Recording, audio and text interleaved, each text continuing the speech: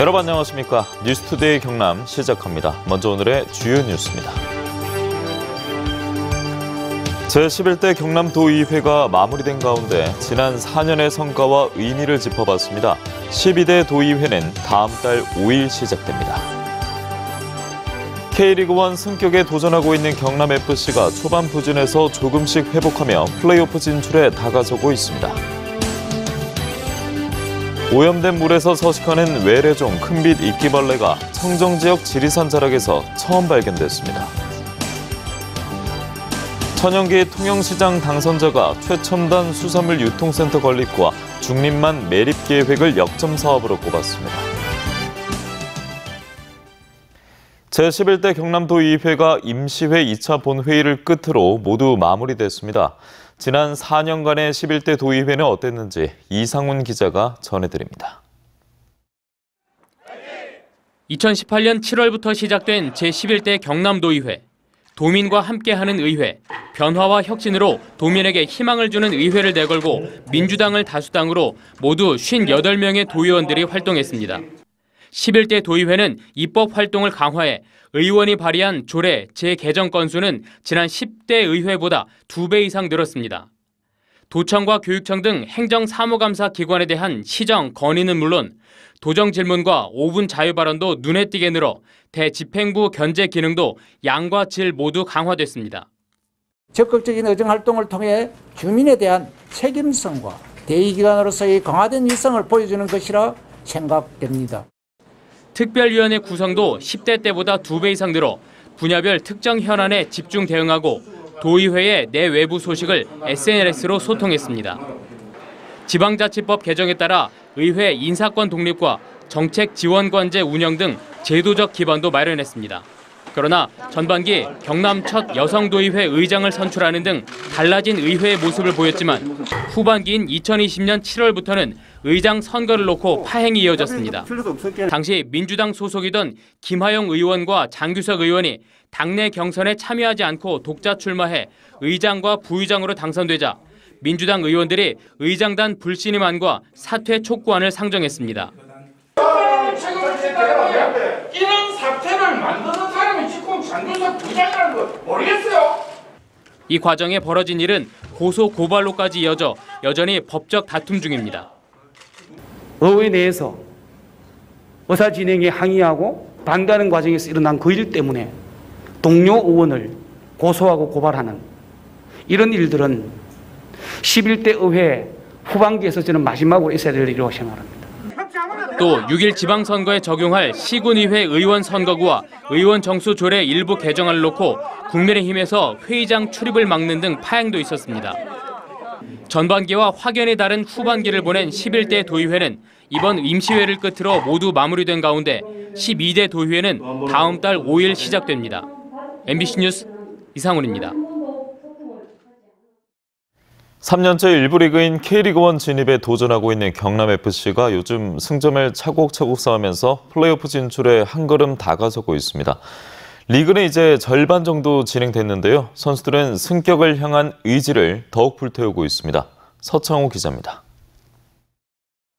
폭염주의보가 내려진 데다 습도까지 70%에 육박하는 후텁지근한 운동장. 어느새 경남FC 선수들의 온몸이 땀으로 흠뻑 젖었습니다. 최근 5경기 1승 3무 1패. 리그 초반 선수들의 갖은 부상과 코로나19 여파 등으로 흔들렸던 팀이 조금씩 궤도에 올라가고 있는 겁니다.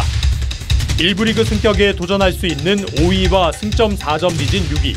팀원들이 어떻게 보면 무너지지 않고 끝까지 골 넣었고 다시 비기거나 승리하거나 그런 힘이 있는 것 같아서 앞으로 경기가 또 기대되는 것 같아요. 그러던 중 경남은 악재를 만났습니다. 주장이자 정상급 외국인 공격수였던 윌리안이 리그 경쟁팀으로 이적한 겁니다.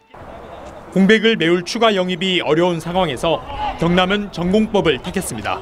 반복적인 훈련을 통해서 조직력을 좀 계속 끌어올리는 수밖에 없는 것 같습니다. 우리가 지금 실점을 계속 많이 하다가 지금 많이 줄어들고 있기 때문에 그런 어떤 수비적인 훈련도 해야 되고 또 공격적인 찬스를 많이 만들고 있고. 주장의 빈자리는 리그에서 가장 많은 도움을 기록하고 있는 미드필더 이광진의 목. 지난해까지 패배의식에 젖어 있던 선수들에게 두 가지 메시지를 던졌습니다. 자신감, 긍정, 자신감을 가지고 좀 긍정적인 생각을 많이 하면서 경기를 하면은 분명히 저희가 원하는 목표에 이루어질 거라고 저는 생각하고 있기 때문에 그 두 단어가 가장 필요하다고 생각합니다. 오늘 플레이오프 진출권을 놓고 경쟁하고 있는 5위 아산과 맞대결을 예고한 경남FC. 이제 리그 일정의 절반을 소화한 만큼 일부 승격을 향한 고삐를 바짝 쥐고 있습니다. MBC 뉴스 서창호입니다. 오염된 물에서 주로 서식하는 외래종인 큰빛 이끼벌레가 청정지대로 여겨지던 지리산 자락의 하천에서도 처음 발견됐습니다. 이준석 기자가 그 현장을 가봤습니다. 지리산 자락인 함양군 휴천면의 엄천강. 환경단체와 하천 가장자리를 살펴봤습니다. 물풀을 들어올리자 뿌리에 이상한 물체가 붙어 있습니다. 물 흐름이 정체된 하천이나 호수 등지에 주로 서식하는 외래종인 큰빛 이끼벌레입니다. 수십 센티미터 크기에서 손가락 굵기만한 것까지 다양합니다. 작은 개체들이 한 덩어리를 이루어 살아가는 큰빛 이끼벌레는 2014년 4대강 사업이 진행된 낙동강과 금강유역에서 발견돼 큰 논란이 일기도 했습니다. 이끼벌레에서 엄청나게 하수구 냄새가 나고요. 진짜 지리산물은 깨끗한 줄 알았는데 이 지경까지 왔나 싶을 정도로 심각한 것 같아요. 이곳 지리산 자락의 엄천강에서 이 같은 큰빛 이끼벌레가 발견된 건 이번이 처음입니다. 환경단체는 바로 아래 하천에 소수력 발전소를 가동하면서 물 흐름이 변했고 온갖 폐수에다 가뭄까지 겹치면서 수질이 나빠진 게 큰빛 이끼벌레 발생의 원인이라고 지목합니다. 하천공사에서 물 빠짐이 빠르고 상류에서 축산 폐수나 축산 폐수의 질소인이 많지 않습니까? 그리고 농사에서 농약이나 그런 성분들이 몇 년 동안 퇴적이 되면서 이게 발생이 된 것 같아요. 이제. 청정지대였던 지리산 자락 하천에까지 발생한 큰빛 이끼벌레. 원인이 뭔지 관계당국의 조사와 대책 마련이 필요해 보입니다. MBC 뉴스 이준석입니다.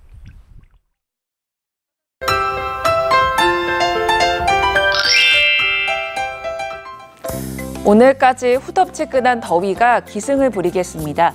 현재 김해를 포함한 8개 시군에 폭염주의보가 발효 중인데요.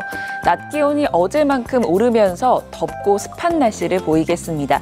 오늘 낮 기온 살펴보시면 창원이 31도, 진주 32도, 창녕과 함안은 34도까지 치솟으면서 평년 기온을 웃도는 더위를 보이겠습니다.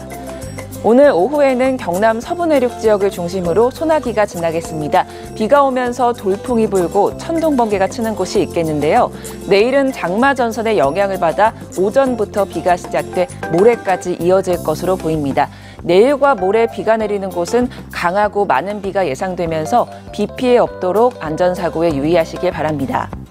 위성의상 보시면 오늘 오전에는 맑은 날씨를 보이다가 오후에는 가끔 구름이 지나겠습니다. 오늘 오전까지 경남 남해안 지역은 바다 안개가 유입되면서 가시거리 1km 미만의 안개가 끼는 곳이 있겠습니다. 자세한 지역별 날씨입니다. 현재 기온 보시면 함안 21도, 창원 21도, 밀양 22도 내외를 보이고요. 낮에는 밀양 34도, 양산은 32도까지 오르겠습니다. 거창의 아침 기온 21도, 진주 22도에서 시작합니다. 낮에는 진주 32도, 산청은 33도까지 오르면서 어제만큼 덥겠습니다. 바다의 물결은 최대 2m 안팎으로 일겠습니다. 내일과 모레는 장맛비가 내리겠고요. 비가 오면서 더위는 조금 누그러질 것으로 예상됩니다. 날씨 정보였습니다. 6일 지방선거 당선자를 만나 주요 공약과 현안을 들어보고 있습니다. 천영기 통영시장 당선자는 수산가공산업 고도화와 함께 대표 공약인 중립만 매립 계획을 가장 먼저 추진하겠다고 밝혔습니다. 서윤식 기자입니다. 새로운 통영 100년의 초석을 다지겠다는 천영기 통영시장 당선인은 대규모 SOC 사업의 차질 없는 추진을 강조했습니다. 가장 먼저 실천할 공약도 중림만 매립입니다. 무전동과 중림 신도시 간 갇힌 관문터널 개통에도 힘을 쏟기로 했습니다. 매립 계획이 완료되기까지 즉 중림 신도시의 학교 부지가 부족한 부분을 메울 것이고 KTX 역사 배후 단지로서 그 활용을 할 것이라는 것을.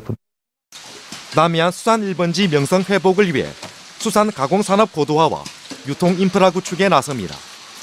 아울러 수산 부산물 자원화 사업과 재활용을 위한 연구기관 설립도 추진하겠다고 밝혔습니다. 최첨단 수산물 유통센터를 건립하도록 하겠습니다. 수산물 유통 구조 변화를 좀 시도하면 새로운 판로 개척과 수산물 유통 네트워크를 구축할 수 있지 않을까. 한산 대첩교 개통 등 10대 공약은 본 궤도에 오르기까지 상당한 기간이 걸리는 만큼 시장이 직접 챙기는 전담 조직과 민관 협의체를 구성해 시민과의 약속을 반드시 지키겠다고 강조했습니다. MBC 뉴스 선식입니다. 투데이 경남입니다. 창원시 서성동 집결지 문화역사 기록사업 용역 최종 보고회가 오늘 오후 2시 창원시청 제3회의실에서 진행됩니다. 154kV 군북 변전소 건설사업계획 주민 열람과 설명회가 오늘 오후 2시 함안군 군북면사무소에서 열립니다. 남해안 남중권 발전협의회 정기회의가 오늘 오전 10시 하동 알프스 레포츠에서 개최됩니다.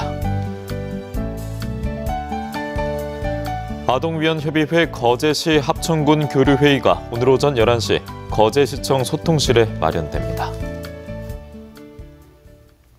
한국세라믹기술원과 유니스트 공동연구팀이 왕교에서 추출한 실리카를 생체에 적용할 수 있는 합성 조건을 규명했다고 밝혔습니다. 공동연구팀은 왕교 실리카는 천연물질로 생체 친화적인 소재로 여겨졌지만 정확한 독성 평가가 이루어지지 않았다며 이번 연구로 왕교의 실리카를 추출 합성하는 이상적인 방법을 도출했다고 설명했습니다. 제9회 박재산 문학상 수상 시집으로 복효근 시인의 예를 들어 무당거미가 선정됐습니다. 박재산 문학상 운영위원회는 복 시인의 작품이 박재삼 시인의 서정성을 잘 표현해 선정했으며 다음 달 말 시상식과 함께 수상 작품집을 발간할 계획이라고 밝혔습니다. 마늘과 시금치에 이어 남해군의 특산물로 자리 잡은 미니 단호박 수확이 시작됐습니다. 미니 단호박은 재배 면적이 해마다 늘어 올해는 232헥타르로 지난해보다 13.7% 증가했으며 3월 말에서 4월 초에 심어 이달 중순부터 말까지 수확합니다.